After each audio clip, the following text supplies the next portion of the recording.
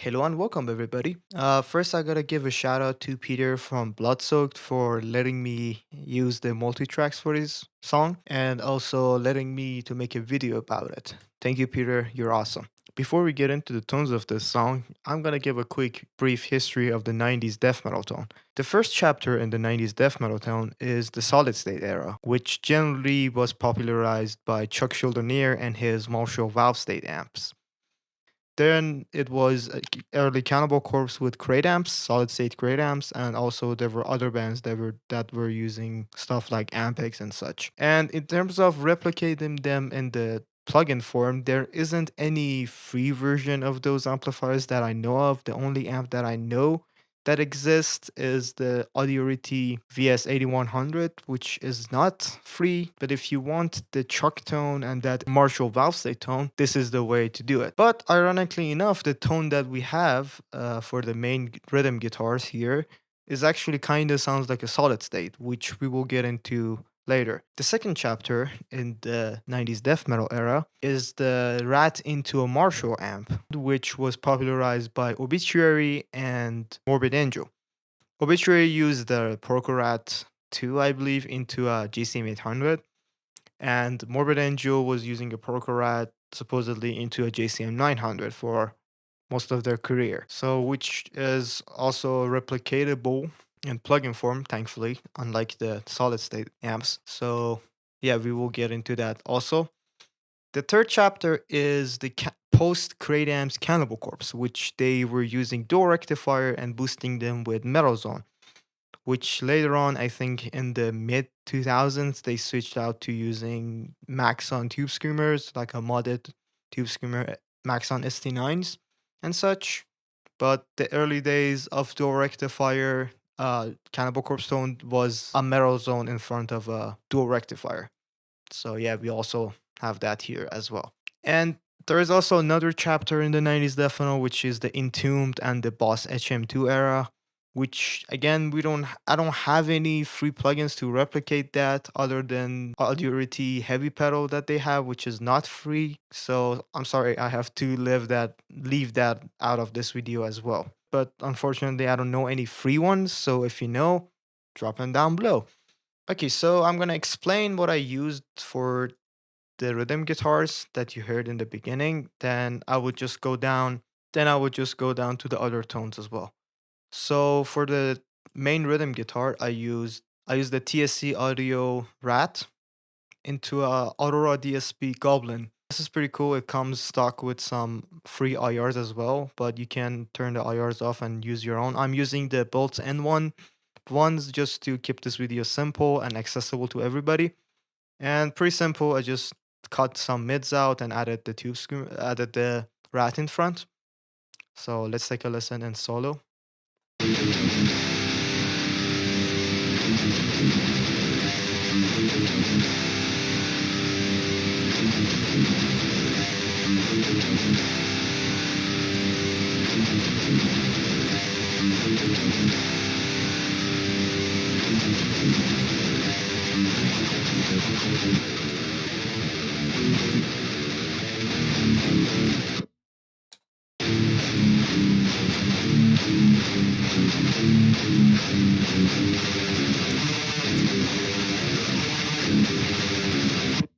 Pretty nice and heavy, pretty chunky with tons of gain.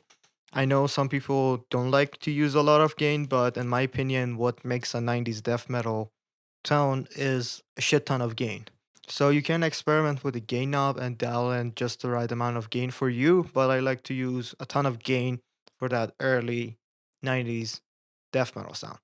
I also have a EQ on my guitar bus, and as you can see, there is like a huge mid scoop happening, like almost 5 dB of gain mid reduction on the 950 hertz, just to again further scoop the guitars more. And some people have this idea that you should absolutely not scoop your mids on your guitars because it would get lost in the mix. But I have a solution for that, and if you want to have a scooped guitar tone in your mixes, you have to basically apply the same kind of EQ to other things as well.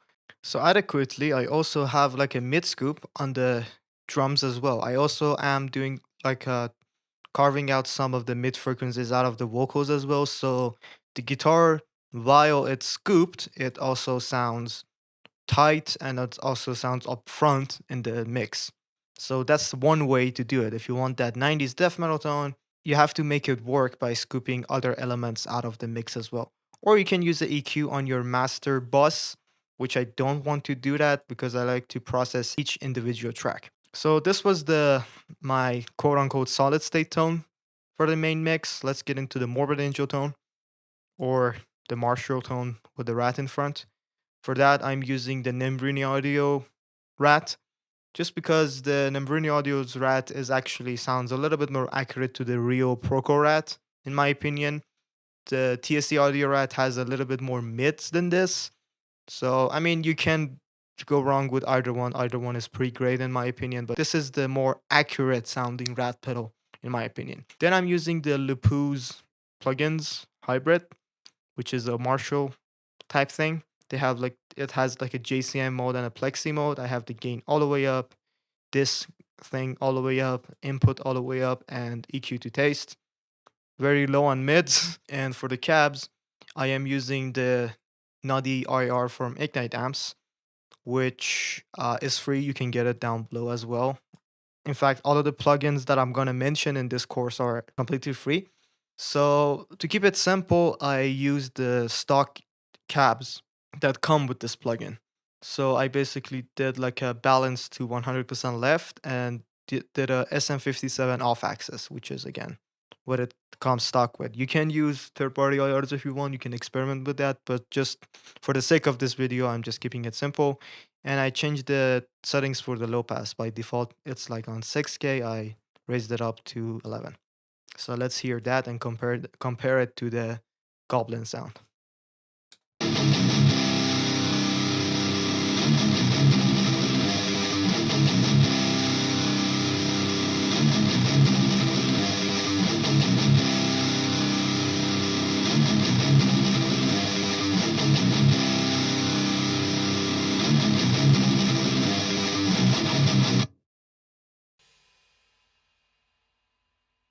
The Goblin.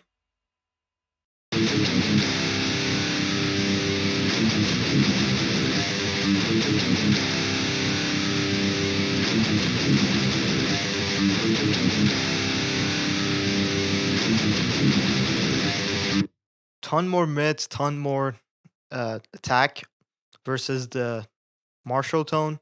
But yeah, that is the sound of Morbid Angel and Obituary if you want that. For the Cannibal Corpse tone, we have the Mercurial Metal Era Metal pedal into again the Lupu amps Lecto. I experimented with other free rectifier plugins like the Nailx Engineering Door Rectifier, but this one was a little bit weird sounding. It had like a phasing issue and it sounded like it was a chorus being applied to the amp, so it wasn't really spot on. So again, the Lupu amps, the classic amp that the classic free amp that everyone used to use back in the day, is just wins. It just sounds better. And for the cab, I'm using the exact same cab that I used for the Obituary Marshall tone. Just copied and pasted down below. So this is the Cannibal Corpse tone.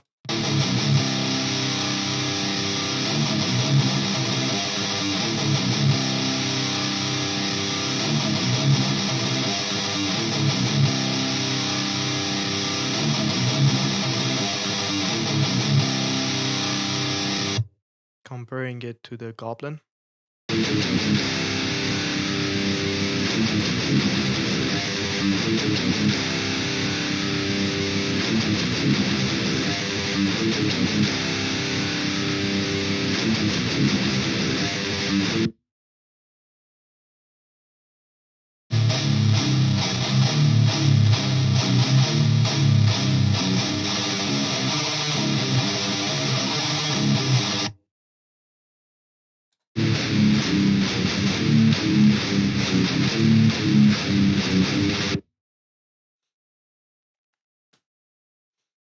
Yeah, the Cannibal Corpse tone immediately puts a smile on my face. It reminds me exactly how Cannibal Corpse used to sound.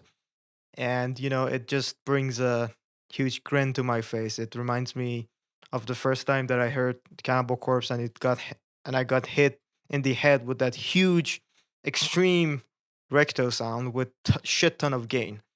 So yeah, that's the sound, and I will be putting the all three of the sounds in the full mix as well after I explain the other things that are happening in the mix. So yeah. Okay, as for the drums, I am using the ML Drums free version of their drum kit. There is like a ML Drums Essential, which is paid and have more cymbals and more samples for the kit, but I'm just using the free version. I think it sounds pretty great, honestly. So I just chose the default preset, and this is what I did. You can copy my settings on the screen. I messed with some EQs. I added some maybe mids to the snare. I sent the snare track to a reverb track that we have here. By default, it was off. And yeah, this is the settings that I did.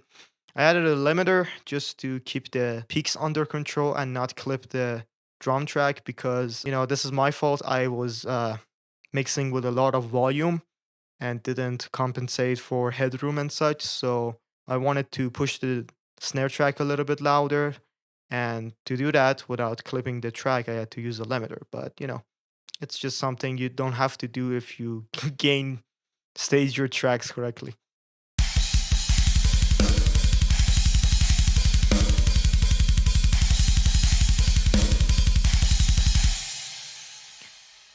And after that, I needed more attack from the drums. The drums was good on its own, but I needed more distortion and more punch and aggressiveness from the drums.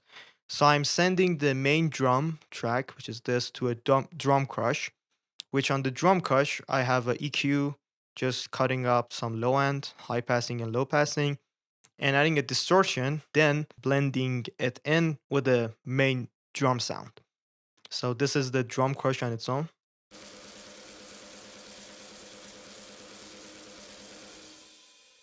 And this is what it sounds with the drums. It adds a lot of character and punch and aggressiveness to the drums, which I liked. Also on the drum master, I just explained it to you earlier. I added a mid cut just to make space for the guitars, so everything is nice and scooped and everything is not clashing with each other. Also added a little bit of clipper just to make things a little bit more louder, and again to not peak the drum track because I was mixing with ton of volume. For the bass, I just took the DI, added ton of compression to it.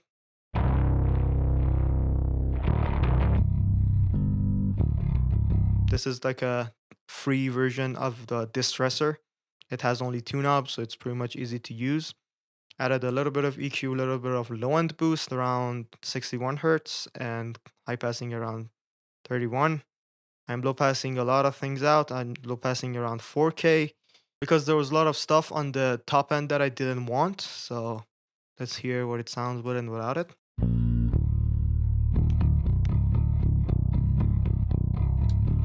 Without the low pass.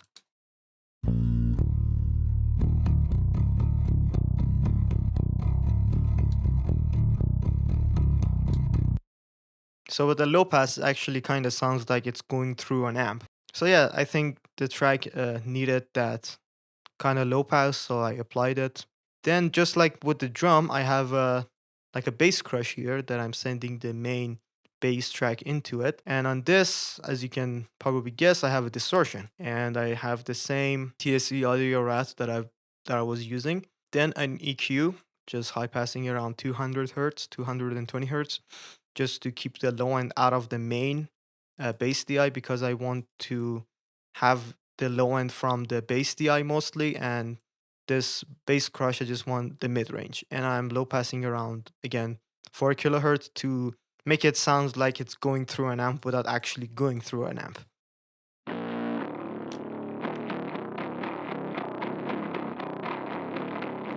Usually when people do like a bass distortion, they put it through an amp, but again, I wanted to be a little bit more unique with this track, so I took a risk and did this, just the distortion and the EQ, and it sounds honestly, in my opinion, pretty damn sick.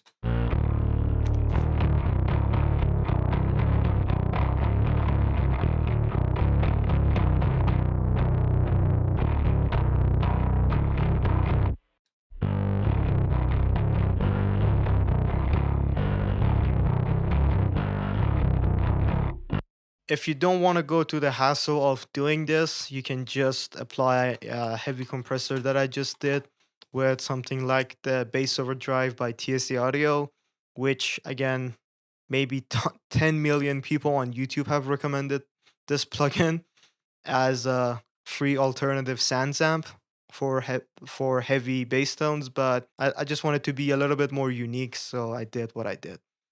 And as for the vocals, I actually didn't do much because if you look at the waveform, it looks already compressed. It looks already that it's been ran into a compressor. I just added a tape machine. I have just basically dialed up a lot of saturation and input gain. I added a little bit more input gain. In terms of filters, I'm doing a little bit low cut. Yeah, just to add a little bit of saturation, a little bit of EQ before the tape machine, high passing around 140 to just keep the low end rumble out and make space for the drums and bass. And the EQ cuts that I was talking about, 4 dB of mid cut around 680, 3 dB of mid cut around 1900, just to make space for the guitars since they are scooped. I have a limiter here. I am limiting around, I think, 1 dB. And the reason I have a limiter on vocals is, as you can see, there's like a double vocal take here that I wanted to, when the second layer of the vocals come in, I just wanted to be in control and not jump out of the mix.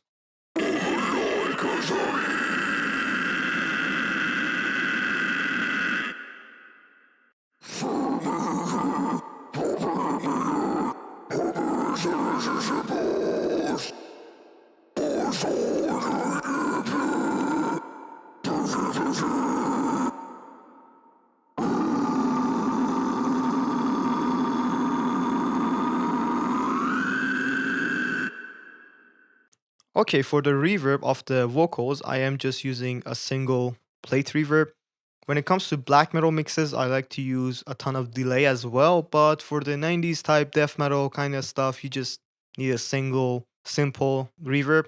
I am using the Epic Verb by Variety of Sound, but I think they discontinued this, so you might have to go to sketchy websites to get this. But yeah, I will probably link something down below for you. Also, you can experiment with sending your guitar bus to a reverb if you want a little bit more spacious guitar sound, but I don't see a point of doing that in death metal. But that's the thing that I'd like to do in black metal. So, you know, maybe you want to experiment with that. So I'm just gonna mute the vocals for now and just let's see how the different guitar tones that I dialed in sound in a full mix.